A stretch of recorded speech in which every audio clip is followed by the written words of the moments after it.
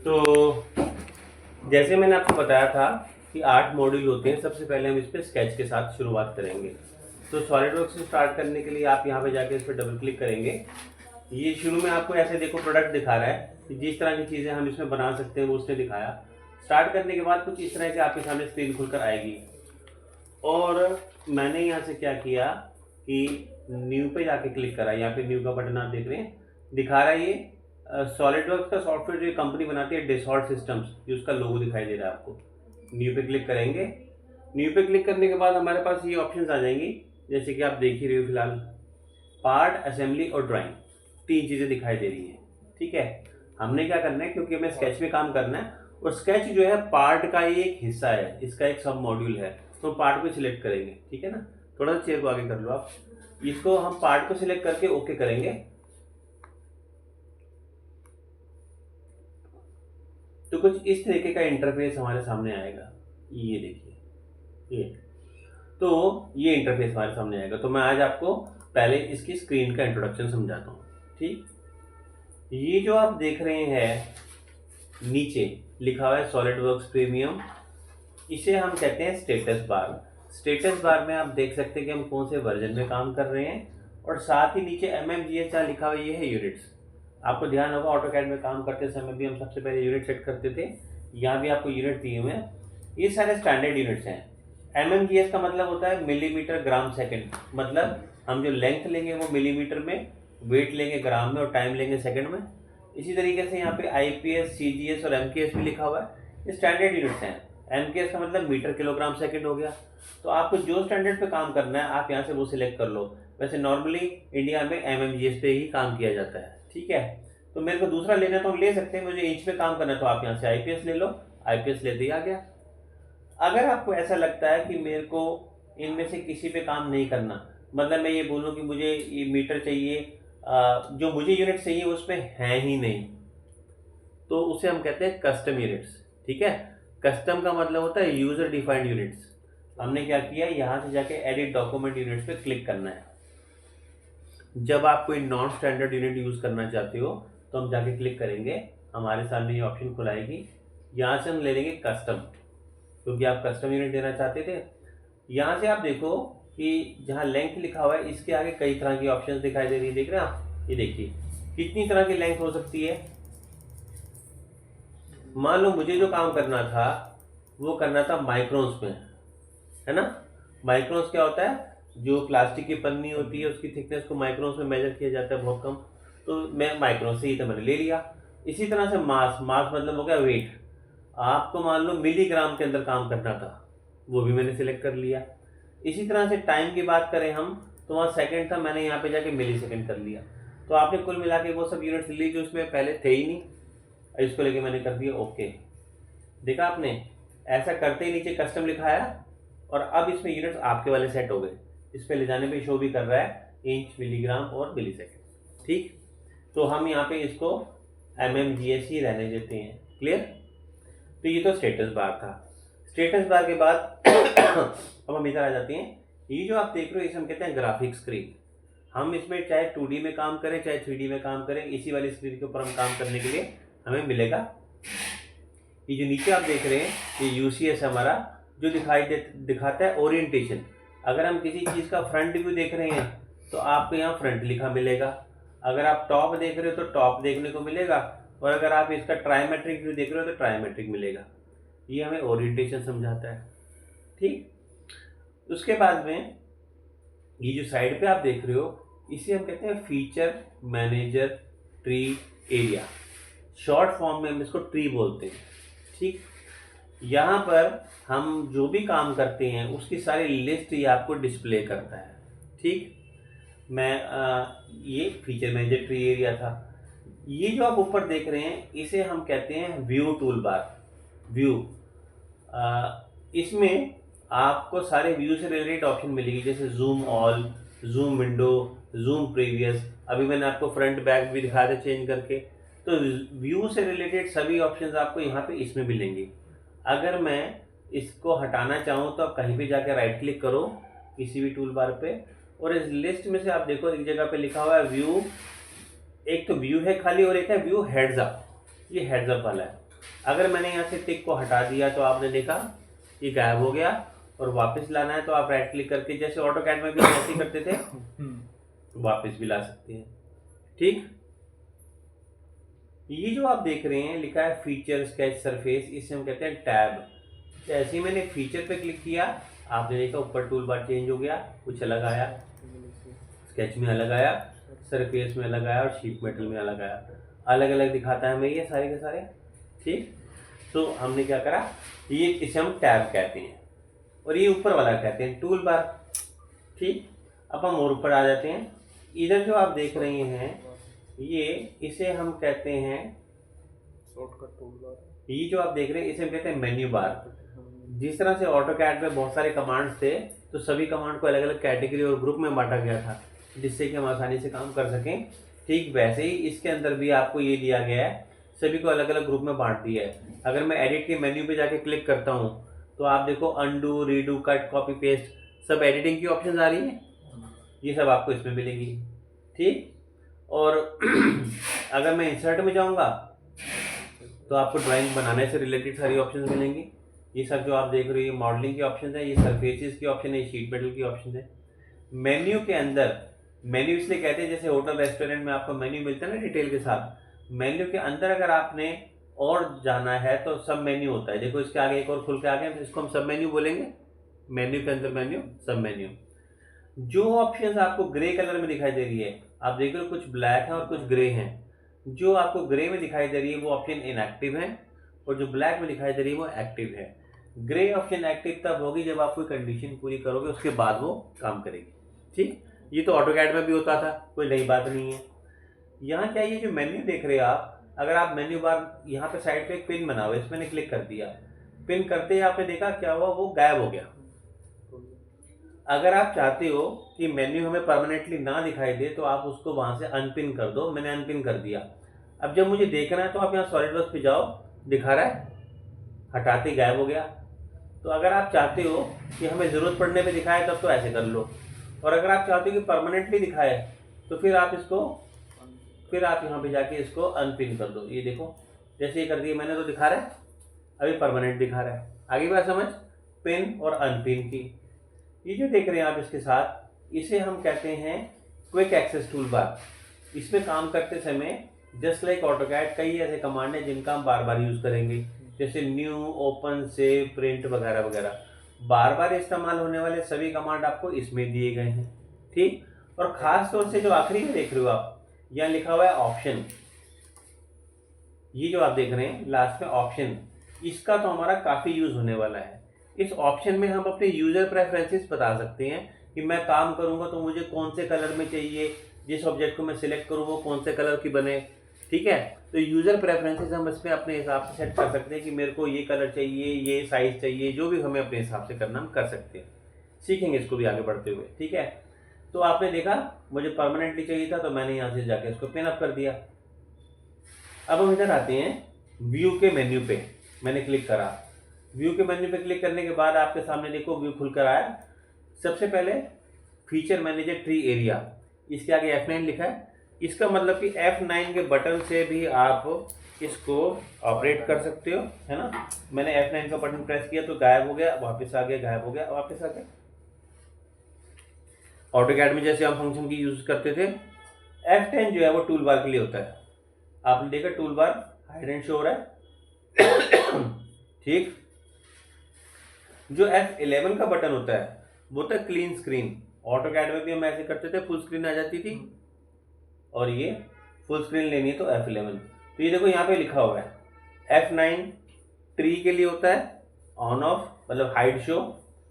F10 tool bar के लिए होता है हाइड शो, और F11 होता है फुल स्क्रीन के लिए। ठीक, अब इधर साइड पर आ जाते हैं। ये जो आप देख रहे हो इसे हम कहते हैं टास्क पैन, यहाँ पे भी लिखा हुआ है टास्क पैन। इस वाले को मैंने अगर हटा दिया, गायब हो गया साइड से, फिर मैंने वापस लाना था तो यहाँ से जाके मैंने वापस लेके आ गए।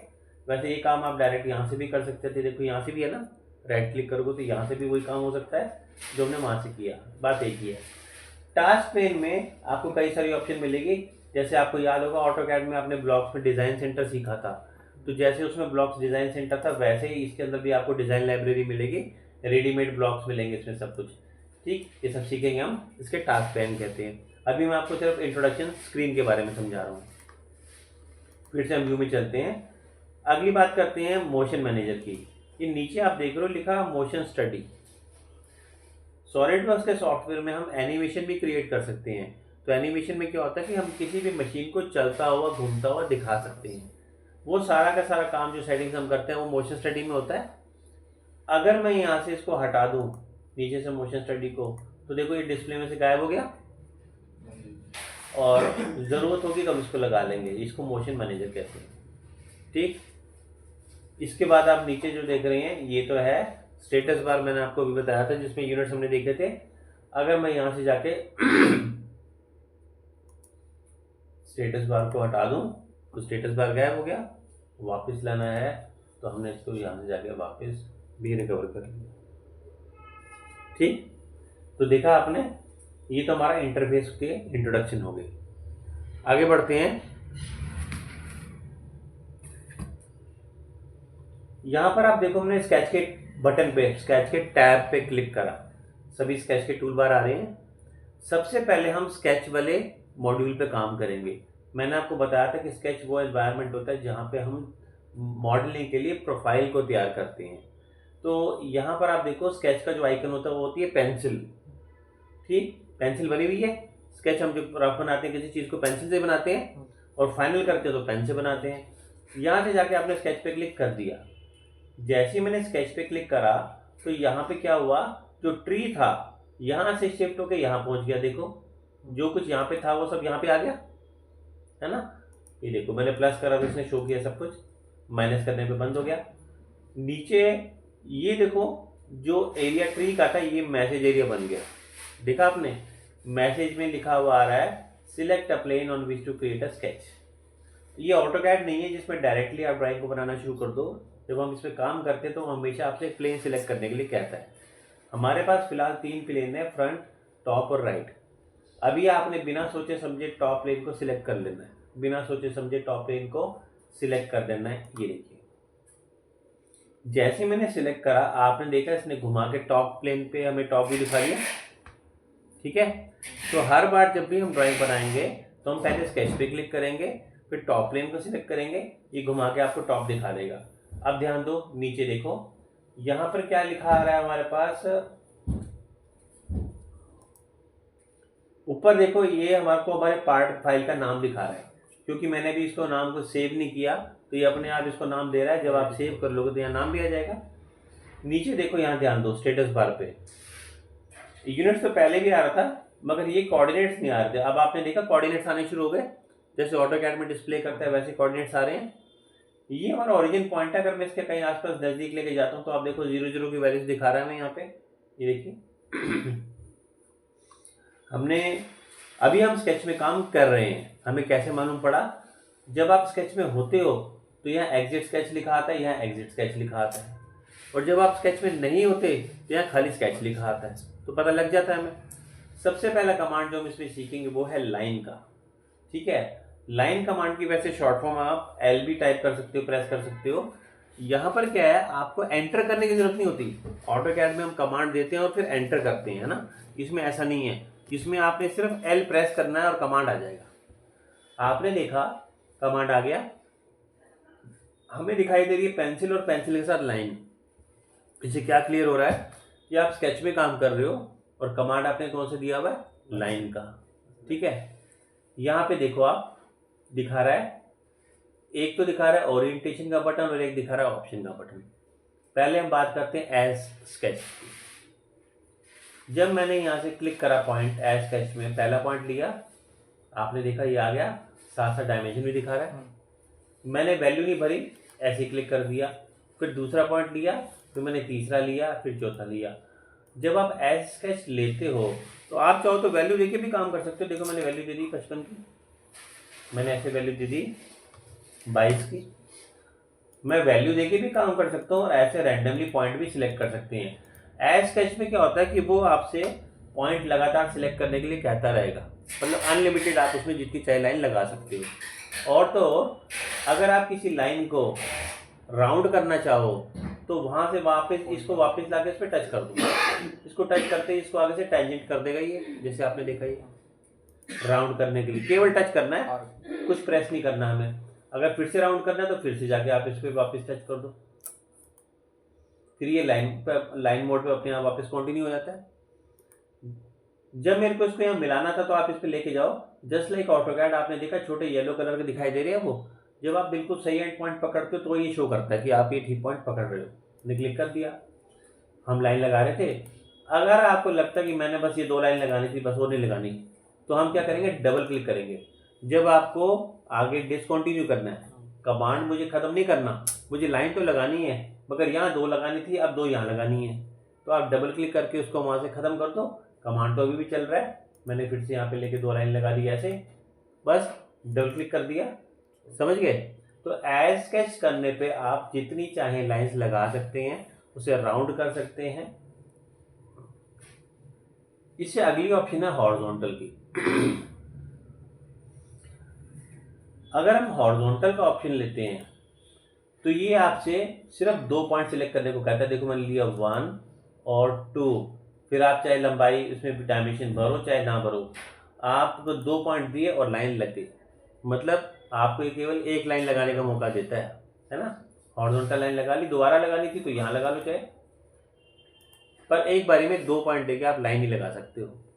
ठीक है, ये हमने हॉरिजॉन्टल लिया था तो हॉरिजॉन्टल लाइन लगी। जब मैंने यहाँ से वर्टिकल का ऑप्शन लिया, अच्छा अगर मुझे हॉरिजॉन्टल की जो लाइन थी वो चाहिए थी सेम लेंथ की कई जगह पे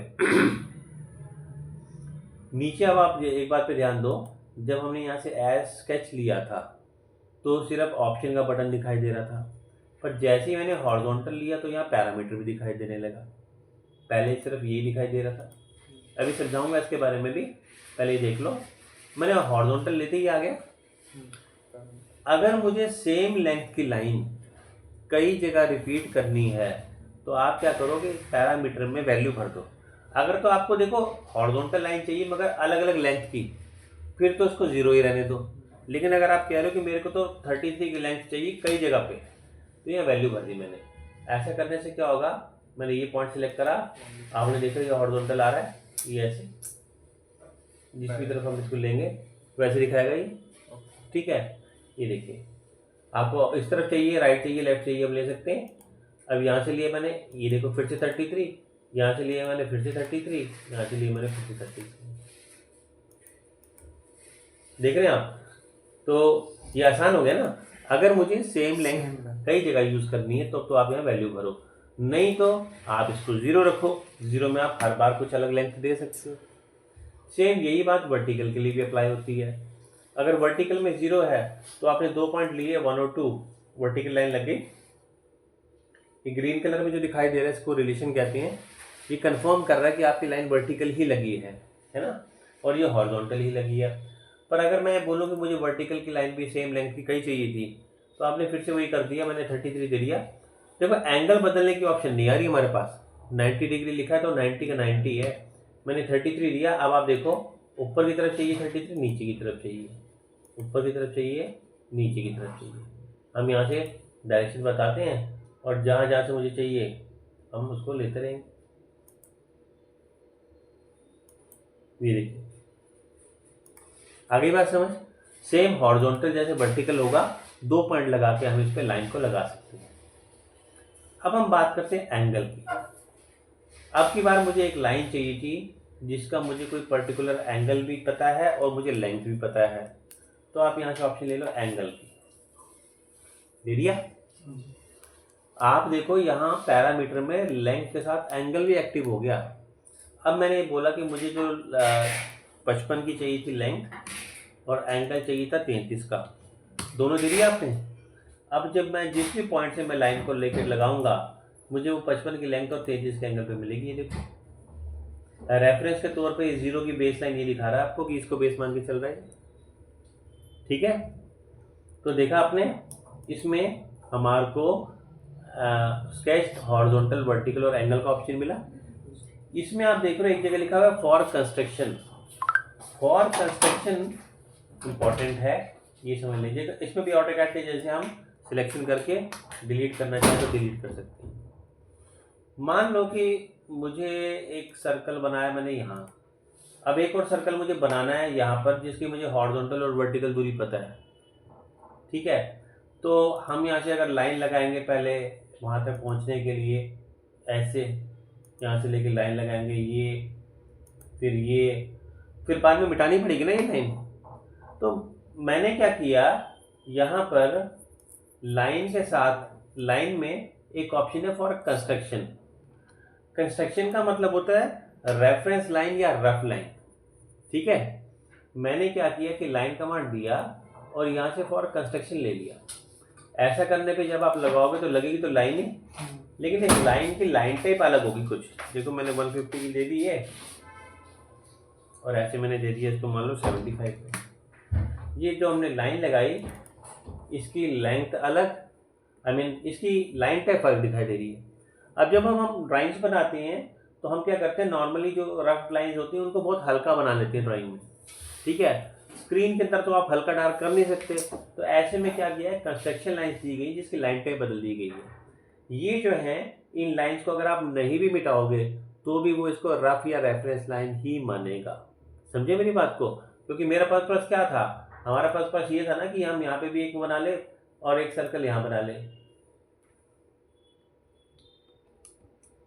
यही था हमारा पर्पस।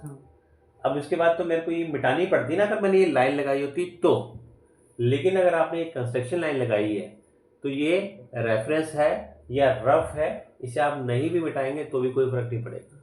आगे बात समझ? ठीक है अमित, इसके बगैर काम भी नहीं हो सकता। आप ये बोलो कि यहाँ बना लो सर्कल, कैसे बना लोगे, है ना? या तो मैं लाइन बना के मिटाता उसको, लेकिन अब मैंने इसको कर लिया तो ये हो गया। हम किसी भी समय, जो मैंने आपको कंस्ट्रक्शन बताई है ना लाइन, ये हर एक चीज़ होती है। कंस्ट्रक्शन सर्कल भी होता है, कंस्ट्रक्शन रेक्टेंगल भी होता है, पॉलीगन भी होता है। किसी भी समय हम कंस्ट्रक्शन ऑब्जेक्ट को, एलिमेंट को फेयर में बदल सकते हैं। मैंने जाके इसके ऊपर क्लिक करा, ये डबल एरो मार्क दिखाई दे रहा है, इस पर क्लिक कर दिया तो आपने क्या देखा, ये हमारा कन्वर्ट होके फेयर में बन गया।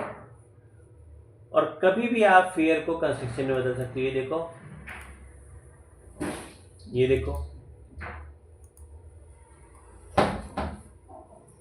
कभी भी फेयर में और कभी भी कंस्ट्रक्शन बदल सकते हैं, ठीक है। तो कंस्ट्रक्शन ज्योमेट्री का मतलब समझ आ गया। वैसे तो हमारे पास लाइन कमांड में अगर आप देखो तो एक सेंटर लाइन लिखा हुआ है ना, बेसिकली सेंटर लाइन में वो अपने आप ही कंस्ट्रक्शन को ऑन करके ही काम करता है। तो ये मैं लाइन लगाऊंगा तो ऐसी चलेगी, फिर आप ये लाइन लगाओगे तो आप चाहे इसमें कैसी भी ले सकते हो। कंस्ट्रक्शन ले लिया आपने, हॉरिजॉन्टल वर्टिकल कैसी भी हो सकती है कंस्ट्रक्शन लाइन। इसके नीचे लिखा हुआ इनफाइनाइट लेंथ। अब ये बात कर लेते हैं।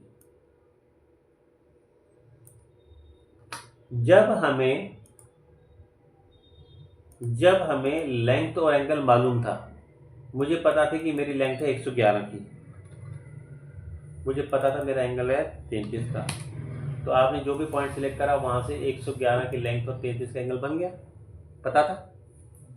अब मैं आपसे ये बोल रहा हूं कि हमारे पास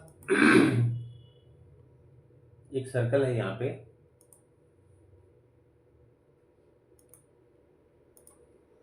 और एक लाइन है मेरे पास यहाँ पे।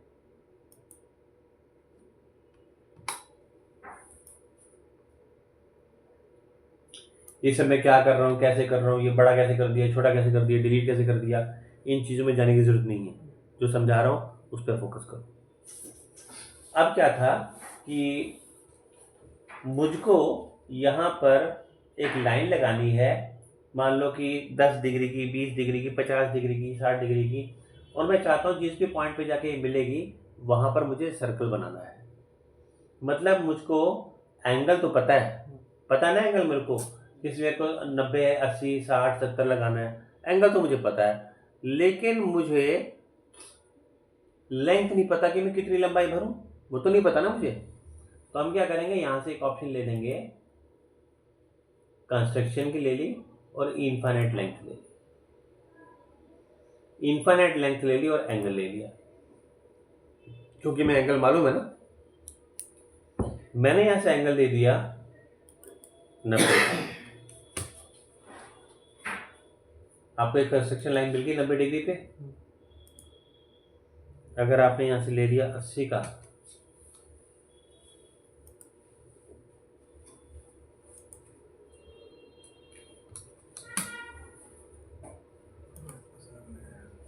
ठीक, जैसे जैसे मैं एंगल इसमें से देता जा रहा हूँ, ये एंगल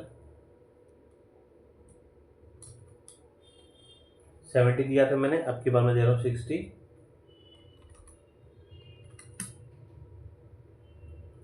अपने आप पॉइंट मिल रहा है आगे। तो मुझे ऐसी ही लाइन चाहिए थी कि जिसमें मुझे एंगल पता है, मैं एंगल दे रहा हूँ, आगे जो मिलेगा वो अपने आप पॉइंट निकाल लेगा उसके लिए। ठीक है जी, आगे मेरी बात समझ। तो ये होती है इनफाइनाइट लाइन। इस ऑप्शन को मैंने कंस्ट्रक्शन कर लिया था क्योंकि रेफरेंस के तौर पे मुझे चाहिए तो वही था ना। बेसिकली मेरा पर्पस तो यही था कि मुझे ये वाले पॉइंट चाहिए थे। हाँ, वो सारे पॉइंट हमें मिल गए।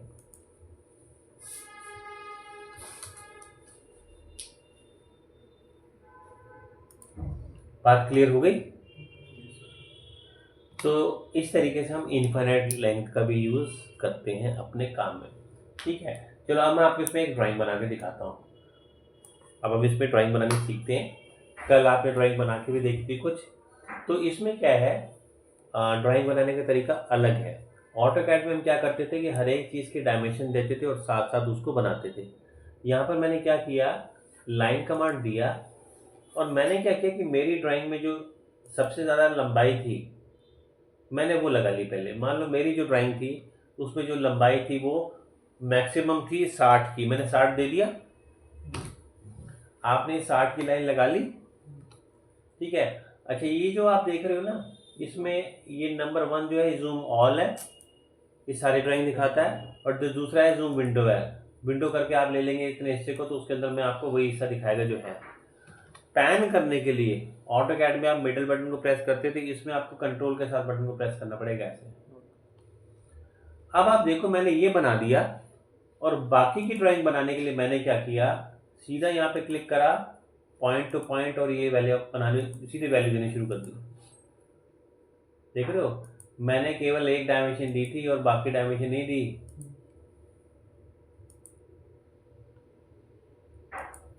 ये जो साइज लेना है, ये जो साइज लेना है, नहीं लेना पेज का साइज। कितना होता है? पेज का साइज नहीं होता है इसके अंदर में। आप अपने लेंथ पहले जो दोगे उसको डायमेंशन दे दो। ठीक है, जैसे मैंने 60 की लगा ली थी, मैंने 60 की लगा ली थी पहले, एक को मैंने दे दिया और बाकी को मैंने बना दिया। तो चलो ये तो 60 है लेकिन बाकी तो ठीक नहीं बनाना। हम क्या करेंगे, इसको बनाने के बाद यहाँ से लेंगे स्मार्ट डायमेंशन। स्मार्ट डायमेंशन देने के बाद मैंने इसे सिलेक्ट करा, इसकी वैल्यू थी 10 की, मैंने 10 दे दी। इसकी वैल्यू थी 15 की, मैंने 15 दे दी। इसकी वैल्यू भी 15 थी, मैंने 15 दे दी। इसकी वैल्यू भी 15 थी, 15 दे दी। इसकी वैल्यू 10 थी, 10 दे दी। ठीक, इसकी वैल्यू थी 35 की, 35 दे दी। सॉरी, इसको भी चेंज करेंगे हम। इसको लिया,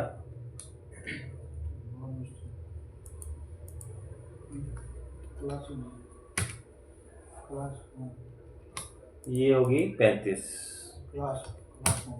ये देखिए, ठीक है जी, ये थी हमारी 25 की, इसको हम 25 लेंगे। ये देखिए, तो देखा आपने मैंने केवल एक डायमेंशन 60 की लगाई थी और बाकी सारी मैंने ऐसी बनाई अंदाजे से, फिर उसे पे डायमेंशन कर दी। लेकिन उसकी डायमेंशन उसके आसपास ही थी, है ना। जैसे वो मैंने 10 लिया था तो वो पहले से 10 की जगह 11 था, छोटा बड़ा, प्लस मैंने थोड़ा बहुत था वेरिएशन। मैंने पहले 60 की क्यों लगाई, हम डायरेक्ट ये फिगर ही बना देते, क्योंकि 60 की लगाने के बाद ही बाकी सारी चीज़ें प्रोपोर्शनेटली या बराबर अनुपात में बन पाई, है ना। अगर ये मैंने 60 का ना बनाया होता तो ये आप फिगर इसको बना ना पाते, ये बिगड़ती, ऐसी फिगर की शेप बिगड़ती, आप इसको संभाल ना पाते। 60 का बनाने से जो बाकी शेप बनी है ना, प्रोपोर्शनेटली बन गई। ठीक है, एक बेसलाइन की वजह से मेरा पार्टी बनाना पड़ेगा। जो शेप आपने बनाई है, स्टार्टिंग पॉइंट मिल गया, अगर आपने ये 60 की लाइन ना लगाई होती, आप एक बार ये कोशिश भी करके देखना कि सीधा हमने फिगर बना दी, शेप बना दी। अब ये 60 की जगह मान लो बन गई थी हमारी लाइन जो है 350 की। अब जैसे ही आप इसको बदलोगे इसकी शेप ऐसे बिगड़ जाएगी कि आपको समझ नहीं आएगा हुआ क्या। हाँ, तो ये हमने जो 60 की लेंथ लगा दी, इससे क्या हुआ कि बाकी सारी चीज़ें प्रोपोर्शनेटली बराबर अनुपात में बन गई और हमने केवल ये कर दिया। अच्छा, कोई डायमेंशन लगाने के बाद ब्लैक कलर की अगर आपको बाद में कोई चेंजेस करने का लगता है तो आप उसके ऊपर जाके डबल क्लिक करिए और आप इसको बदल सकते हैं ऐसे। ये देखिए मैंने 15 कर दिया है ना, ये देखिए दोबारा डबल क्लिक किया और इसको मैंने 17.5 कर दिया ऐसे। दोबारा वो दो जूम के ध्यान नहीं। हाँ, ये बताता हूँ। देखिए जो पहला ऑप्शन है ये है जूम ऑल। हमारी ड्राइंग कभी भी जैसे ऐसी हो गई, हम चाहते हैं फुल ड्राइंग हमारी स्क्रीन पे आ जाए, आप इस पे जाके क्लिक कर दो, ये जूम टू फिट होता है, ये इस पे क्लिक करते ही आ गया। जूम ऑल के लिए, जूम ऑल के लिए है। वैसे छोटी हो या बड़ी हो, अगर आप यहाँ से F प्रेस कर दोगे तो भी ये काम करता है। तो शॉर्टकट्स भी याद रखो ताकि शॉर्टकट से फास्ट काम होता है और देखने वालों को पता लग जाता है कि आप एक्सपर्ट लेवल पे हो तभी शॉर्टकट आप यूज़ कर रहे हो, माउस का कम यूज़। दूसरा जो है ये जूम विंडो है। अगर हम किसी हिस्से को बड़ा करना चाहते हैं तो इस पर क्लिक करें और इसको ऐसे करके बड़ा करके उस हिस्से को देख लें। तीसरे नंबर पे जो आप देख रहे हो ये जूम प्रीवियस है। जूम प्रीवियस के लिए आप इस पर क्लिक करो, इससे पिछला व्यू दिखाएगा, फिर दोबारा क्लिक करेंगे तो उससे पिछला दिखाएगा, फिर दोबारा क्लिक करेंगे तो उससे पिछला। पिछले व्यूज़ को देखने के लिए आप जूम प्रीवियस भी कर सकते हो। मैंने 3 के बारे में आपको बताया। एक बात का ध्यान रहे, इसमें पैन करने के लिए मतलब खिसकाने के लिए आपको कंट्रोल के बटन के साथ मिडिल बटन को प्रेस करना पड़ता है। Control plus middle button, note कर लो पैन, ठीक है। अगर आपने ऑटोकैड की आदत पड़ी हुई है अभी, अगर हमने डायरेक्टली इसको ऐसे कर दिया तो ये घूम जाएगा ऐसे। ऑटोकैड में तो डायरेक्ट प्रेस करके हो जाता है ना मिडिल बटन को, इसमें कंट्रोल के साथ मिडिल बटन प्रेस करना है, ठीक। कभी आपसे ऐसी गलती हो जाए कि ये घूम गया, देखो आप यहाँ से पता लग रहा है ना घूम गया, तो क्या करेंगे आप यहाँ से जाएंगे, ये जो व्यू का टूल यहाँ पे बना हुआ है इस पे जाके यहाँ से हम ऑप्शन ले लेंगे नॉर्मल का। ऐसे करते ही आपने वापस आपको ठीक करके दे दिया, ठीक है। तो इस तरह से आज मैंने आपको लाइन कमांड बताया, तो लाइन कमांड की बेस पे आप इस ड्राइंग्स को बना सकते हो। आप एटलीस्ट 4-5 ड्राइंग्स बना के देखो, दिशांत आपको ऊपर ड्राइंग्स बनाने में हेल्प करेगा, ठीक है। उसको साथ बिठा के ड्राइंग पहले समझ लो, फिर पूरी ड्राइंग खुद बनाओ, ऊपर चले जाओ, इसकी प्रैक्टिस करो, बाकी कल करेंगे नेक्स्ट क्लास में, ठीक है सर।